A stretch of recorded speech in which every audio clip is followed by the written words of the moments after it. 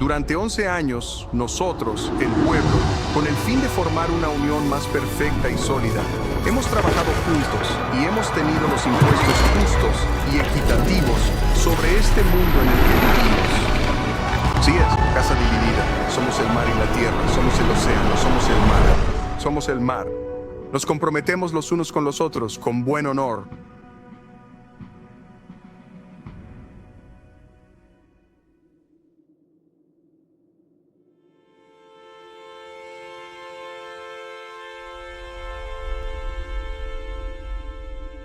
Se dice comúnmente de George Washington que fue el estadounidense indispensable. Pero hay pruebas suficientes de que John Adams también puede ser, en efecto, un estadounidense indispensable. Aunque nunca fue soldado, Adams luchó por la libertad de América en el capítulo más importante de nuestra nación. Pocos estadounidenses en la historia tienen un currículum político y diplomático como el de Adams. Aquí hay una lista de algunos de los cargos que ocupó en la vida pública. Delegado de Massachusetts en el Congreso Continental, primer estadounidense, ministro en los Países Bajos y Gran Bretaña, primer vicepresidente de Estados Unidos y nuestro segundo presidente, entre muchos otros cargos destacados. Adams también fue autor de varias obras influyentes sobre el gobierno, incluyendo de manera destacada la Constitución de Massachusetts de 1780, que escribió él solo y que, hasta el día de hoy, es la constitución escrita más antigua del mundo. Sirvió como modelo para la Constitución de los Estados Unidos. En particular, influyó en su enfoque sobre la separación de poderes entre y dentro de las ramas del gobierno. Pero la vida de Adams es mucho más que su currículum, incluyendo logros reales y batallas cruciales que luchó y ganó por su país. Aunque Adams era impaciente y considerado demasiado poco diplomático para la vida legislativa, era un operador feroz entre bastidores.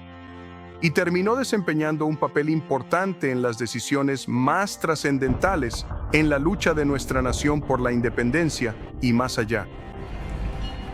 Su decisión de nominar a George Washington como comandante en jefe de los ejércitos coloniales fue un acto tan trascendental como cualquiera que realizaría.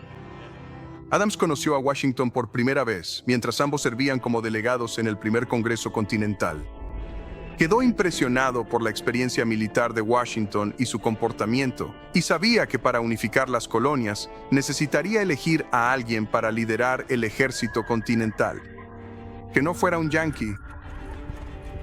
Virginia no solo era la colonia más rica, sino también la más grande. Y como señaló David McCullough en su biografía de Adams, cito, los muy orgullosos virginianos sentían que tenían el derecho de liderar. En el segundo Congreso Continental, ningún delegado luchó más que Adams, tanto a puerta cerrada como en el pleno de la Cámara, para que las colonias no solo rompieran lazos con Gran Bretaña, sino que declararan la independencia de manera absoluta. En mayo de 1776 fue Adams quien propuso la resolución formal de independencia y fue Adams quien organizó el comité encargado de redactar la Declaración de Independencia. Adams eligió a Thomas Jefferson, que tenía 33 años en ese momento y era el delegado más joven para la tarea. Reconoció la capacidad de Jefferson para hacer que las palabras funcionaran más allá de la prosa común, para lo que sería la tarea de escritura más importante de la historia mundial. Después de que Adams y otros 55 pusieran su nombre en el papel y se comprometieran entre sí sus vidas, fortunas y honor sagrado, Adams escribió estas palabras a su esposa, Abigail, sobre cómo debería recordarse ese día. Debe ser conmemorado como el Día de la Liberación, con solemnes actos de devoción a Dios Todopoderoso.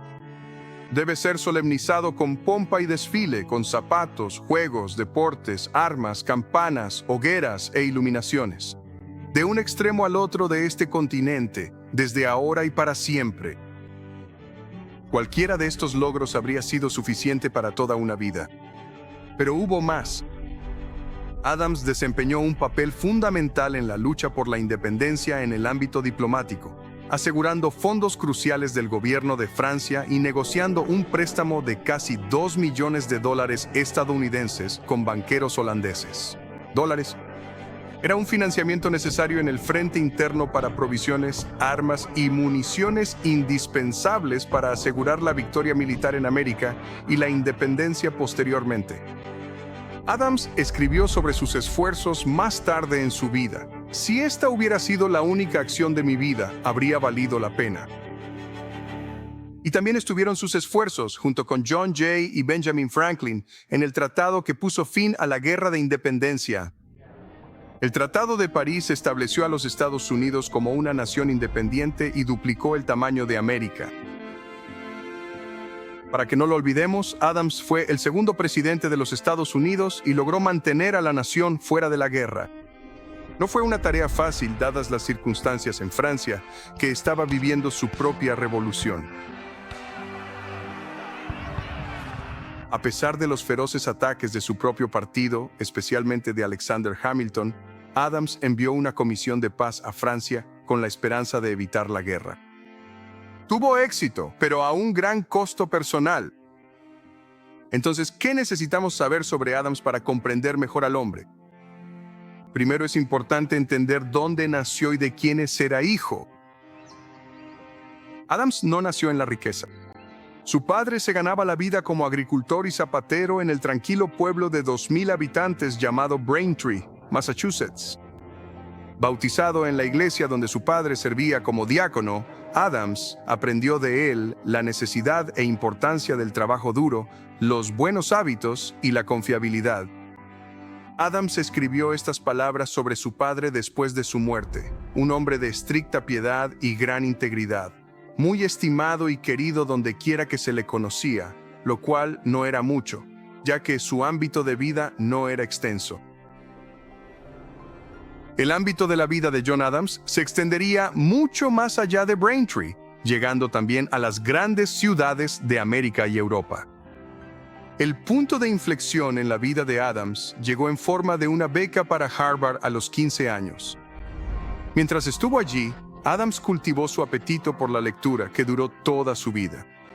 Pero fue durante su tiempo en los debates cuando descubrió que sería mejor abogado que predicador, para gran decepción de su padre. Después de graduarse en 1755, siguió una carrera en el derecho. La Facultad de Derecho de Harvard no abriría sus puertas hasta 1817. Así que Adams hizo lo que los aspirantes a abogados hacían en ese entonces. Trabajaba de día como maestro para pagar su formación legal con abogados en Boston y sus alrededores, iniciando su carrera profesional en 1758.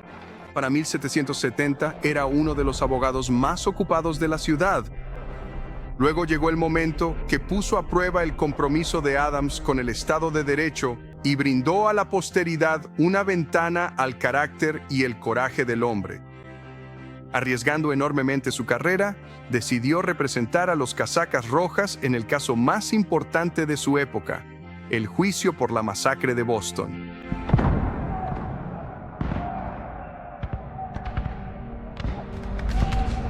Las habilidades retóricas de Adams se mostraron en todo su esplendor al describir cómo la multitud arrojó a los soldados británicos toda clase de basura. Un soldado, dijo, fue golpeado hasta caer al suelo con un garrote, se levantó solo para ser derribado de nuevo. ¿Esperan que se comporte como un filósofo estoico perdido en la apatía? Adams preguntó a los miembros del jurado y por extensión a toda la ciudad de Boston. Luego, Adams explicó a los jurados que la presunción de inocencia es la base de cualquier sociedad civilizada. Es mejor que muchos culpables queden sin castigo a que un solo inocente sea castigado. Adams cerró su caso citando a Algernon Sidney, el teórico político inglés que escribió Discursos sobre el Gobierno, un libro de texto que influyó profundamente en nuestros padres fundadores. La ley, ninguna pasión puede perturbarla, está libre de deseo y miedo, lujuria e ira. No se complace en lo que agrada a un hombre débil y frágil, sino que, sin tener en cuenta a las personas, ordena lo que es bueno y castiga el mal. En todos, sean ricos o pobres, altos o bajos, es sorda, inexorable, inflexible. El jurado deliberó menos de 3 horas. 6 soldados fueron absueltos, 2 fueron declarados culpables de homicidio involuntario. Adams sufrió a corto plazo, perdiendo la mitad de su clientela legal. Pero con el tiempo, su defensa de los casacas rojas mejoró su reputación pública. Años después, Adams concluyó que este esfuerzo suyo fue una de las acciones más valientes, generosas, viriles y desinteresadas de toda su vida, y uno de los mejores servicios que jamás prestó a su país. Fue un juicio que nos enseñó a todos que las personas impopulares, o aquellas a las que odiamos, incluso con buenas razones, no deben estar sujetas a los caprichos de la multitud, ni a fiscales que actúan en nombre de esa multitud. Esa sola historia, más que cualquier otra, encarnó la naturaleza y el carácter de Adams y del país que pronto ayudaría a fundar. La República Americana, después de todo, está construida para proteger los derechos de los estadounidenses a través de la ley, no por meras opiniones humanas. Con mala salud. En el verano de 1826, Adams, que tenía entonces 90 años, fue visitado por algunos líderes locales que buscaban un brindis que pudieran compartir para la próxima celebración del 50º aniversario de Estados Unidos. Les daré independencia para siempre. Cuando le preguntaron si quería añadir algo al brindis, Adams respondió que no. Ni una palabra.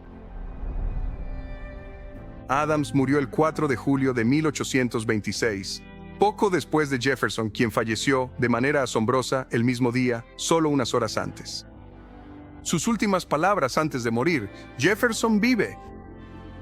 En una carta a Abigail, escrita décadas antes sobre un asunto relacionado con la crianza de sus hijos, Adams escribió: infúndeles la ambición de ser útiles.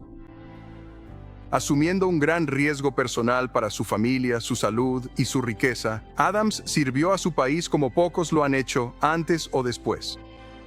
¿Qué más podría haber hecho Adams para ganarse el honorífico de estadounidense indispensable?